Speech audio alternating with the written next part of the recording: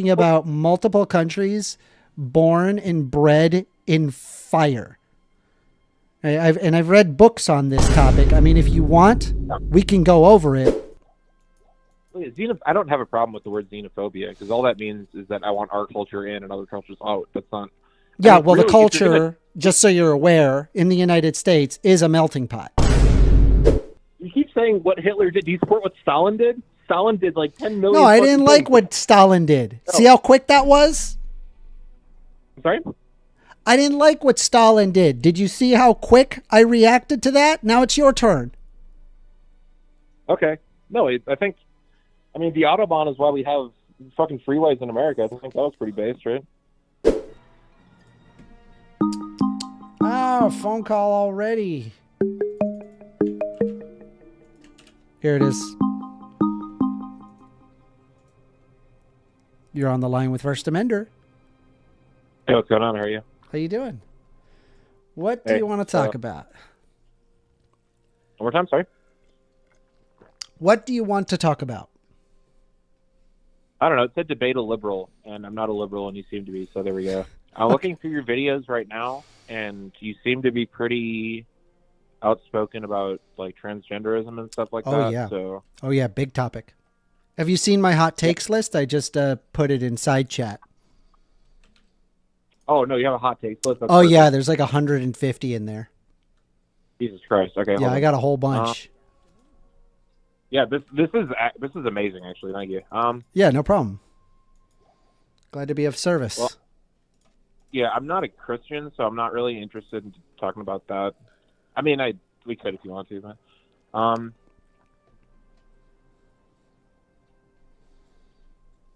I mean, yeah, it's honestly, I'm kind of an open book, bro. So whatever you want to, I'm just like bored, so I wanted to see what's going on, so we can talk about pretty much whatever. Okay. Who did you vote for? I've been having recently just because it's a hot button issue. I've been talking about immigration, which like we can do that if you want. But I mean, like I said, I've been talking about it a lot, so I'm not really eager to. But can I ask who you voted for? Donald J. Trump, my friend. Why did you vote Donald J. Trump over, say, Kamala Harris? Immigration. That's the main reason. What was it about immigration that you found to be better than, say, Kamala Harris's policies? So first off, before I get into that, when I say I didn't vote for Kamala Harris, that's kind of just shorthand. The way I see it, that's kind of just shorthand for I didn't vote for the Democrat establishment because, I mean, Joe Biden and Kamala Harris, like as far as I'm concerned, they're kind of interchangeable.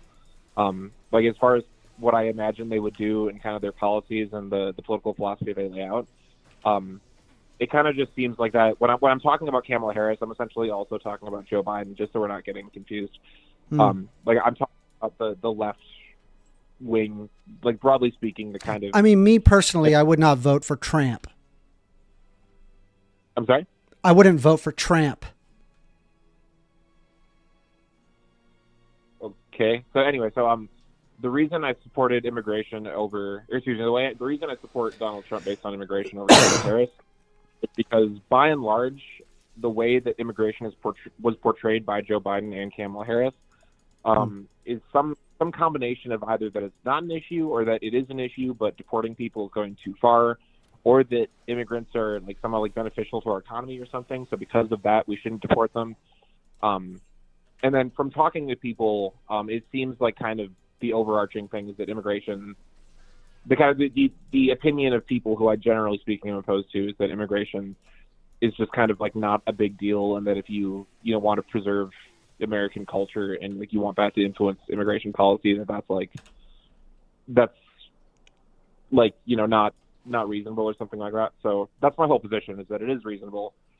Just like damn near any other country, we have a culture, we have a nation, we have an in-group, we have a What's society, our culture, would you say? American. Why don't you walk me through what American culture is to you? I mean, it's not one thing. It's the culture of the people who live here, right? That's what, like, just like I couldn't tell you one thing that Japanese culture is. Well, just give me, like, well, if I brought up, say, Japanese culture, I would say, kimonos, not wanting non-Japanese? Are you saying like should we just not have as many, say, Hispanics? Or I don't know exactly where you're going at with culture, because as far as I'm concerned, the United States quote unquote culture is literally to be a melting pot. That's been fundamentally what the United States has been about for a long, long time. The two things. Number one, with the thing about Japanese culture, you said literally one thing, which was kimonos, which I think we would both agree that a Japanese person who doesn't wear kimonos is still Japanese, like generally speaking. Oh, I agree with you. That's why I mean, like me personally, I think like kind of adhering to culture, I think it's kind of like it's very short-sighted. I think like culture is going to mean something different to different people. And so if you're going to base it off of culture, then I mean, you can kind of like start establishing who is the in group and who is the out group. And like, I mean, who's to say that I, as a liberal, couldn't tell like a Republican, like you're actually anti-American because you're not in favor of the land of the free and home of the brave. You're for an authoritarian system that wants to kick out the Browns. Okay, so just hold on, I didn't finish this point. So my whole point with the Japanese and kimonos is that you can't write an exhaustive list of what can or can't make someone Japanese, and that's my whole point. Is that Japanese people, for better or worse, have a rough understanding as a society of what being Japanese means, and that means something to them, and that's why, by and large, you don't see the government of Japan just importing millions and millions of non-Japanese people, even though they would hypothetically have the same economic benefit than we would theoretically have from immigration, right? Yeah. So I understand your analogy. I just want to be clear. What would the Japanese like? So Japan is to Japanese people, and America is to who? Would you say Americans? That probably doesn't make sense because a Hispanic can be an American, right? So like if you have, for example, amnesty policies, or you have instances where somebody can become a citizen of the United States, they are an American. So would that be preserving the culture or no? Well, no, American, just like Japanese culture, right? American culture is subjective. So you're entirely right that me and you can have completely different understandings of what it means to be an American, and that's fine. I'm not disagreeing with that. My whole point is that Americans are people who are from our society, who are integrated within our society, who subjectively, and again, I'm acknowledging that this is subjective. I'm acknowledging that we can have differences of opinion on this, but who's like subjective. Like, for example, speaking English is the primary one. Like, I don't want people living here who don't speak English. I don't consider people who don't speak English to be American. Do you believe in the free market? No. Really? Okay. That's interesting. I mean, normally Republicans really like the free market. I'm sorry? Normally Republicans really like the free market, so that's interesting. That's heading out the door, bro. The days of like Reaganomic, like Soviet, like capitalism, socialism bullshit are kind of that's heading out the door, bro. Like it's to be quote unquote right wing or to be a Republican or whatever word you want to use for it. Supporting capitalism isn't really required in that. Okay, so let's say if, for example, that there's a Hispanic, right, and they want to come to the country, and then so they go to the port of entry, and then they asylum seek, and then they begin to learn English. As far as you're concerned, that's an American to you? No. Okay, so then what is the criteria in order to be considered an American? I mean, among other things, an American is someone who doesn't have another place that is home to them, right? So and again, I'm not saying you're saying this, I'm just trying to paint a picture.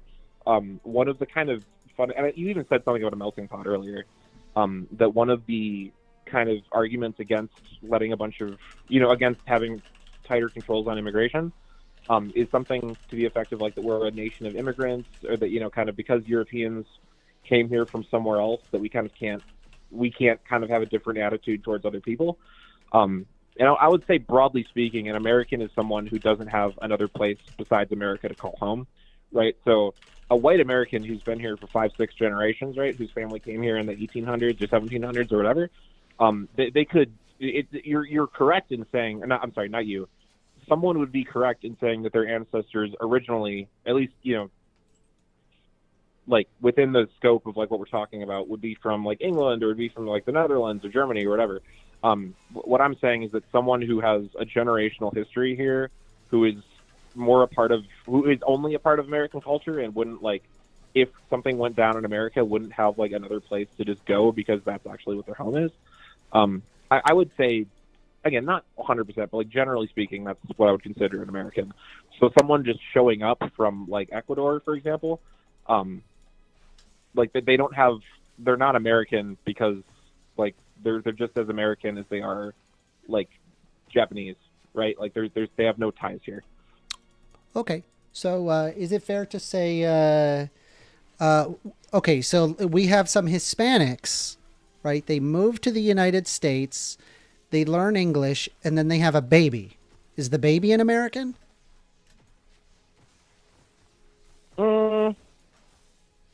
No, I would say that the baby is part of the. So, but they don't have another home to them. They're born in the United States. So I'm a little confused. You seem to be kind of shifting this goalpost more and more. But what makes them not an American? The baby? Yeah. The baby was born in America. Contrary to what we've been told in the media over the past couple of years, American is not a political designation. So, like legally speaking, you know, if you're talking about like birthright citizenship and all that, legally speaking, if like, you know, if two immigrants come here and have a baby and the baby's born in America, technically, like legally, whatever speaking, that baby is an American. But no, I'd say that baby, at least until they become an adult. Well, I'm not asking what it says in the Constitution. We know what it says in the Constitution. We're also aware of what it is legally. I understand that legally they're American. I'm asking you.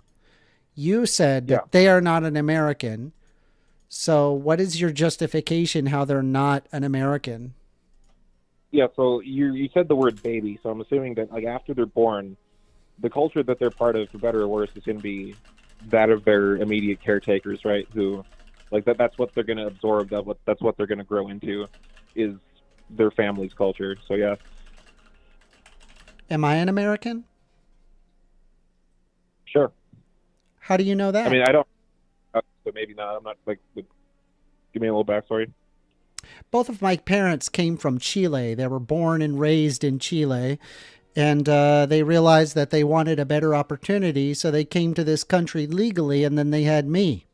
So by your very metrics, I would not be an American, and I need to go to Chile, even though I barely speak enough Spanish to get by. I have about the vocabulary of of like, if you could imagine a Spanish version of Borat. And you would say, right, by your metrics, that I'm not an American. But actually, that I belong to Chile. No, you're missing, and this is. I'm glad you brought that up. So you said the word baby. So the what I was imagining is I'm envisioning this person as baby. I'm not envisioning this person as having a personality. Talk. So for you, for example, right? Your parents came from Chile, which Chile is. I mean, I've been to Chile actually. Chile is remarkably similar to the U.S. in a lot of ways. But besides that. If your parents came here from Chile and then you were born here, you grew up in our culture, you speak our language, you, for all intents and purposes, as it sounds like, even though I don't really know that about you, but just from hearing you talk for like these past like 5-10 minutes, whatever, you resemble an American, right? You like, for all intents and purposes, I have no reason, and that's why when you asked if you're an American, I said sure, because like as far as I can tell, you are. So, yeah, like as far as that's concerned, you're as American as I am, right? It doesn't like. Are you an American? I'm not. I'm sorry. Are you an American?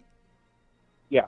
You don't sound like what? That's actually, you know what? That's fabulous. You say you are an American. What tribe are you from? So, in order to be an American, you have to be like prior to European. No, contact? I just think that, like, you know, if you're going to refer to, you know, groups of immigrants, and even if they have a baby, that baby is not an American, effectively circumventing the Constitution by your very own metrics. And by the way, they wouldn't even have an accent. They would be able to speak English just fine because they're born in the United States. You would go as far to say that they are not an American, right? And so, like, honestly, it's really an argument against just immigration in general. And so I'm asking you, as a true American, what tribe do you come from? Because you're not from an immigrant, right? I'm not from. What do you mean I'm not from an immigrant? Yeah. What tribe are you in?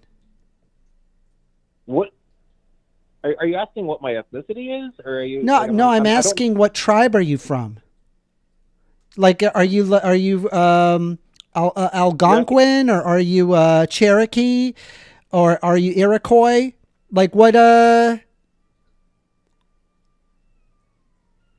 I'm not from any of those tribes. I'm a white Why? dude. Wait, what? Hold on, wait. Hold on, stop, wait. Are you telling me that you're not a native?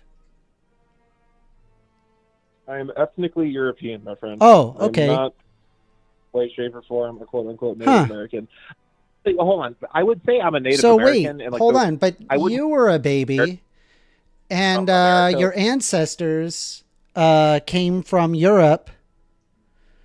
So why do you have a right to be here, I guess? Like, I mean, really, at the end of the day, I don't think you or I are Americans, really, if we really break it down. If I use your argument, I guess. Like, America didn't exist before European contact, right? So all of the all of the tribes that you're talking about, they what they were in prior to European contact and prior to America being founded, it wasn't America. It was the same land, I guess, but no, it was like Algonquin, or it was like Cree, or it was like this or that. It wasn't America. Like, the country didn't exist, so you can't say that people who were here before European contact are somehow American when they didn't live in America during the time that we're talking about, right? Yeah, I mean, obviously, the argument that if someone is an immigrant, they're not an American is tacitly absurd. The 14th Amendment makes it very clear that all persons born or naturalized in the United States and subject to the jurisdiction thereof are citizens of the United States and of the state wherein they reside. No state shall make or enforce any law which shall abridge the privileges or immunities of citizens of the United States, nor shall any state deprive the person of life, liberty, or property without due process of the law, nor deny any person within its jurisdiction equal protection of the laws.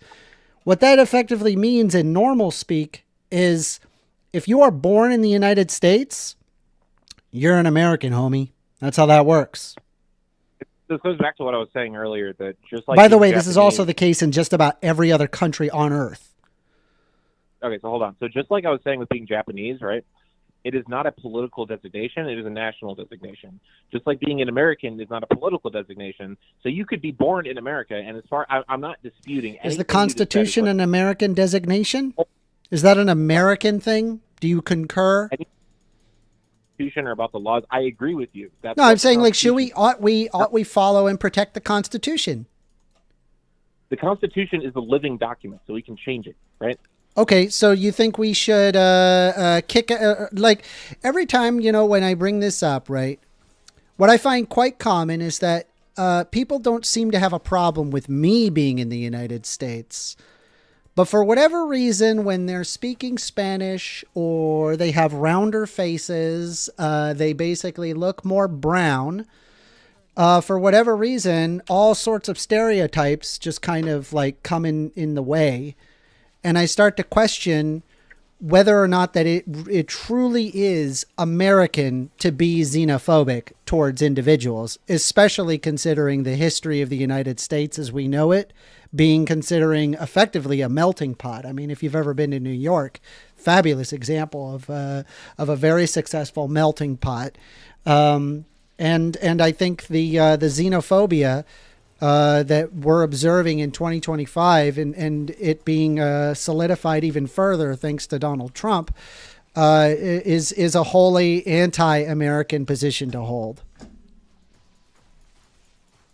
I see the point you're making, but having a preference for your own in-group and having your own culture that you want to protect, that's not I want an you to American. stop hiding behind these words and Hold on. call it like it is.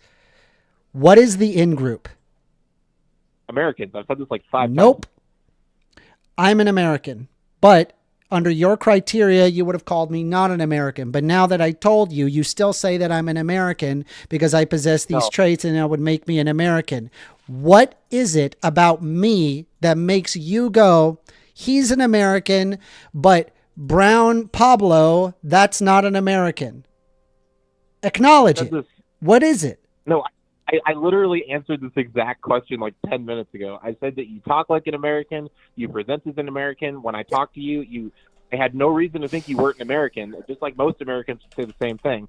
So the subjective understanding, right, of me as an American is that you are also an American. I understand this is not empirical. I understand you could look at all different types of people and make all of these like characterizations of why do you think this person is American? Like, that's fine. What I'm saying is that your national identity is subjective, but just because it's subjective doesn't mean it isn't valid. That's my whole point, right?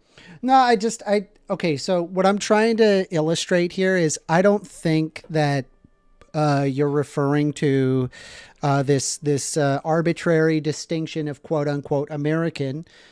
I think you're looking at people who look a particular way and you're applying xenophobia to them. And I think it's pretty gross. I do. I don't have a problem with the word xenophobia because all that means is that I want our culture in and other cultures out. That's not. Yeah, well, really, the culture, just so you're aware, in the United States is a melting pot. Well, that's exactly what I was going to say. Is that first off, the word melting pot the word melting pot comes from a 20th century British play made by someone who I'm pretty sure never even visited America, who had this rough, like, stereotypical understanding of what America was and made a play based on the country he didn't live in. So the idea that America is like a melting pot and that we've always understood that is silly. But number two, I'm even going to grant you that. I'm even going to accept that sure, America is a melting pot for the sake of argument. The whole point of a melting pot, right, is that like you're removing the outside, right? You're boiling down all of these differences and creating one monoculture, right? One American monoculture, which means by definition, you're paying attention to what's coming in, right? If you're making a soup, right? If you're making a melting pot of soup, you don't just throw random fucking shit in and hope for the best. You have a deliberate strategy of what you're putting into the soup in order to make it a good soup. It's going to be a pretty bad soup if you're just throwing all this stuff in here. And when someone like raises an objection of, hey, why don't you like throwing this stuff in and not the other stuff? And you just say, oh no, you're discriminating on ingredients. Like, you're going to have a really bad fucking soup. You understand what I'm saying, right? Okay. Yeah, no, I know exactly what you're saying. And I think you're coming up with some interesting analogies to somehow thinking that culture is supposed to be pure or it's supposed to be a specific way, even though the fact that culture in itself changes on its own with or without protecting it. You can actually have multiple cultures around you and you can still celebrate your own culture. For example, while I enjoy Southern Creole cuisine, Louisiana Creole, I can also enjoy a Chilean dish called pastel de choclo, and I can speak Spanish to my family when we're together. And we have lots of, say, for example, Chilean paintings and Chilean artwork and Chilean tapestries all over our houses. And I don't need everybody around me to be Chilean, and I don't need everybody around me to have this weird white European ancestry, right? The reality is that the United States in the 19th century we had waves and waves of Irish, German, Chinese immigrants, and it just diversified the heck out of the population. We had South and Eastern European and immigrants. They brought more religious as well as cultural diversity. You know we of course provide protections to these people. For example, through the Civil Rights Act. I think the wanting a culturally homogenous society makes me wonder, number one, how are you going to do that without effectively killing a shit ton of people? And number two, why are you the culture as opposed to another? Yeah, I'm the culture. Well, not me, obviously. My culture is the culture and not another, for the same reason that, if I showed up in like Burkina Faso for tomorrow, or excuse me, if I showed up in Burkina Faso tomorrow, by and large, and I know this because I've been to Africa, I've talked to plenty of Africans. By and large, people would not like consider me a part of their in-group, right? A part of their culture, and that's fine. And I respect. I don't want to be like Africa. I don't really want to, because they have all sorts of problems. That's not really a society that I want to emulate. The society that I want to emulate is a culturally mixed society where people can live their life as they see fit, and with enough economic players being able to contribute to the economy, this improves everybody's quality of living standard. What do you think? Well, no, because it's. So I'm trying to use real examples. I'm not trying to just use hypotheticals to illustrate my example. If you look at what happened in the early years of America, or not even America, right? The early years of European contact, right? When you had conquistadors going all throughout South and Central America, and like quote unquote, like you could honestly say that they were diversifying like Mayan and Aztec societies, right? Nope. Which as a nope, you are not going to be calling a genocide. Diversifying. I'm sorry. Well, no, it was so a lot of it was done through violence. I agree with you, but dude, you're talking about multiple countries born and bred in fire. I've read books on this topic. I mean, if you want, we can go over it, but I don't want you sitting there on this show and say something that ignorant. So would you agree with me that La Raza was created as a result of conquistadors intermixing with native, like indigenous people? There was a lot of it interracial mixing, and a lot of it was rape. Yes, I agree with you. Yeah. So would you consider it unreasonable, if we're going to go back to like the 1500s, right? Would you consider it unreasonable for a Mayan person, even if theoretically, right, in this specific part of time, the intermixing that was happening was we had enough Spanish people here that they weren't necessarily at war with the Mayans. They were just taking Mayan wives, and like as a result, and then we killed them. We killed a lot of them. I'm sorry? The whites killed a lot of them. The Spaniards. Yeah, you're missing the point. Is that even? Well, I mean, you're just like saying, oh, they just mixed in and they got along. No, dude, they killed a lot of them. And a lot of them on the basis of cultural homogeneity, right? A lot of these people they've literally lost their languages, their religions, their very way of life. They only have a remnants of their culture remaining. Most of these people are even freaking Catholic. Yeah. So everything you're just saying does not require violence. You understand that, right? That you can have a society that completely voluntarily lets in more people than natively exist there, and as a result, in a relatively short period. What I'm saying is that the immigration in the United States is nowhere close to the level of violence that it existed with the mercantilist trade of the Spaniards. It's not even in the same stratosphere. It's like I invite you to my house and I give you dinner versus I break into your house and I kill you and your entire family and I raid your fridge and call it the same thing. No, you're missing the point. You can have a culture destroy itself without violence being a part of it.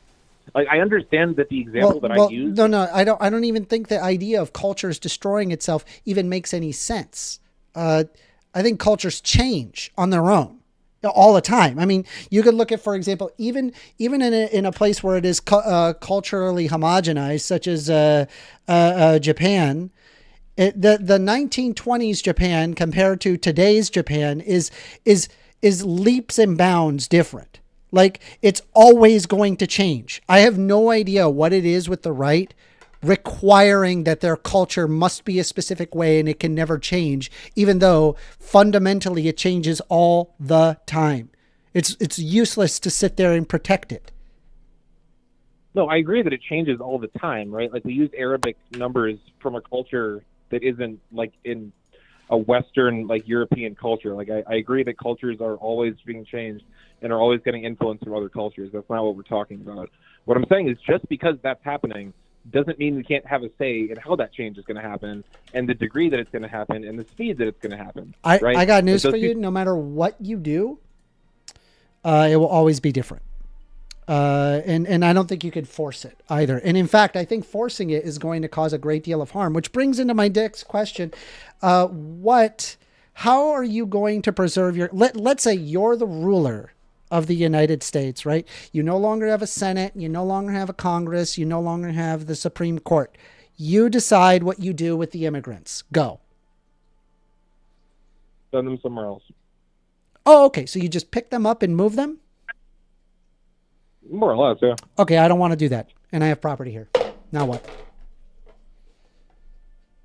Yeah, we can do it anyway. The government is in charge. The government has a monopoly on force. So that's cool. What makes so an ethnic genocide. Got it. Great. It's a good talk to you. I'm really glad that you called in. That was amazing. Wow. Holy crap. I want to die. What was your name, buddy? Wait, hold on. Are you suggesting that the government enforcing its monopoly on force in the way of, like, having people do things they wouldn't otherwise do is genocide? Forcing people out of their homes, of their private property when they do not want to, is 100% going to result in a genocide. Because what happens is that when people don't want to move and they want to protect their very own private property, people are going to show up with guns, and then inevitably people die because they don't want to move and agree to your insane demands. Yeah. So you would basically have to have a bunch of people storming in and shooting people and dragging people out of homes. And it would be a genocide. Yeah, it would be a humanitarian disaster. You would be no different than forcing Jews into Krakow ghettos. It would not be any different. Yep. Yeah. So just like if I are you a Nazi? Are you do you think what Hitler did was good? Hold on. You can't shift this all of a sudden. No, I'm just asking. Do you believe that what Hitler did was a good thing? Do I think what Hitler did was a good thing? Is that what you're asking me? Yeah. You're completely abandoning the genocide point. You're completely abandoning... Well, it is a genocide point. I'm just asking, do you think that what Hitler did was a good thing? What specifically are you talking about? Are you talking about the Holocaust or what? What Hitler did. Why is this so hard for you to answer? No, because you're not specifying what the entirety, the whole thing. Hitler. Come on. You keep saying what Hitler did. Do you support what Stalin did? Stalin did like 10 million... No, I didn't like what Stalin did. No. See how quick that was? Sorry? I didn't like what Stalin did. Did you see how quick I reacted to that? Now it's your turn. Okay. No, I think... I mean, the Autobahn is why we have fucking freeways in America. I think that was pretty based, right? Do you really think that I'm referring to the Autobahn when I'm referring to Hitler? Come on. You still haven't specified what you're talking about. The whole point of having your conversation is that we looked at a group of people. They're like, listen, these are not German people. We are going to take them and we're going to put them into ghettos. We will ask them to move out of their homes and that they will go elsewhere. Oh, they don't actually want to go elsewhere? Okay, move them into ghettos. Are they happy with that? No? Okay, get some trains and start making the concentration camps. Was that a good thing? Was any of those steps a good thing? Fuck me. I don't support killing people, so if part of that involves like extermination or something.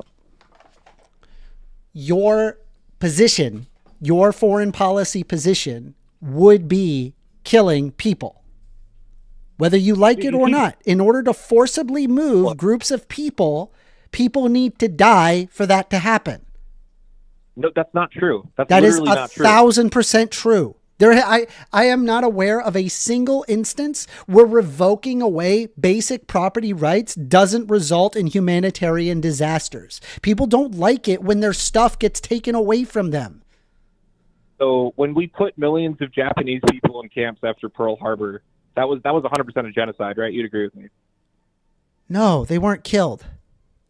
Exactly. Also, that's not a good time in history. Like, hold on, just to be clear, right? Even if I don't call it a genocide, was that a good thing? No, I don't think that was a good thing, no fucking shit. Yeah, I agree with you. It wasn't a good thing. Why are you saying, like, you're comparing your foreign policy to forcing people to concentration camps? Yeah, that's kind of what would happen in your position. Right? Your foreign policy would result in a humanitarian disaster.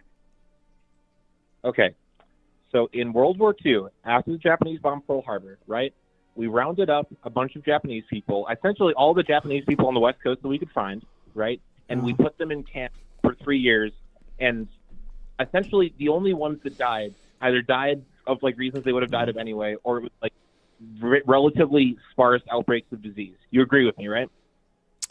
No, I don't agree with you at all. Okay, what about what I just said in the past 10 seconds you disagree with? I'll be honest with you. I was so flabbergasted that I was having a hard time paying attention to you there. I think your position is a wholly anti-American position. And me personally, like the type of world that I would want to live in, I don't really hold like a lot of value into like a particular culture or another culture. What I hold a lot of value in is people being able to live their life as they see fit, provided that they're not harming other individuals. And the reason why is because it results in more individuals being able to pursue their life as they see fit. Life becomes more satisfying as a result. And if we say, for example, created a group of the haves and the have-nots, then what it would result in is that the have-nots would end up creating more crime, more devastation, more humanitarian losses, and more humanitarian blights would actually end up costing more money for the state to take care of than if we just simply helped people who needed it and become valuable economic players. And so, like, my society would look like, okay, well, there's going to be individuals who they can come to their own self-determination and as to the life that you live. And you've got, I don't know, like a bunch of trains that are just like moving people into Mexico or whatever. I don't know what the fuck you're planning. Hold on. You just said a bunch. So are you agreeing with me now that moving people out of America based on who's an American and who isn't wouldn't necessarily lead to genocide? Are you agreeing with me about that? I mean, it might not. I mean, I think the problem is it would come down to what exactly it is that you're doing. And I think inevitably you're going to end up with people who don't want to move out. They're going to protect their property, and what this results in is in one, a revocation of private property, which I hold to a very high degree, higher than you think, and it would be a humanitarian disaster. I mean, it's just a fucking nightmare. Also, you could preserve your quote unquote white culture, but I do agree with you. White culture is genocide. I agree with you. What? White culture is genocide? Oh yeah, dude. Are you kidding? They love spreading that one. They've been doing that forever, man. They don't stop doing that. They love it. They love it. They never stop doing it. It's so true. All right, that's kind of ridiculous, but I mean, at least you're saying how you feel, man. Mm-hmm. I mean, I could point to everything we did with the Japanese people in World War II, and yeah, that's a bad thing. None of those are good things. Those are bad things. We shouldn't do those things. Yeah. I'm sorry? Those are bad things. We shouldn't do that. We shouldn't revoke basic private property rights for individuals just because it makes you feel good. I think that creates a pretty nasty negative outcome. So, okay, here's the thing, right?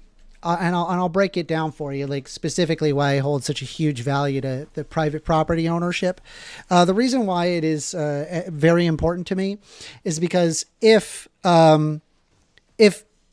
what people end up doing in order to gain private property is that they often work very long periods of time, often for several years, in order to gain what little that they have.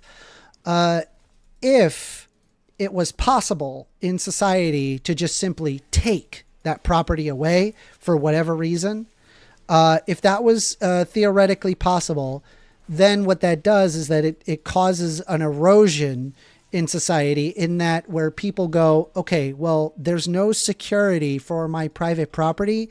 Therefore, there's actually no reason to not go completely postal, right? There's no reason to not commit crimes. There's no reason to not steal, because they're just going to take it anyway. So why does it matter if I work within the system or work outside of the system? And if enough people do that, you've got no system. There's only like Mad Max, effectively.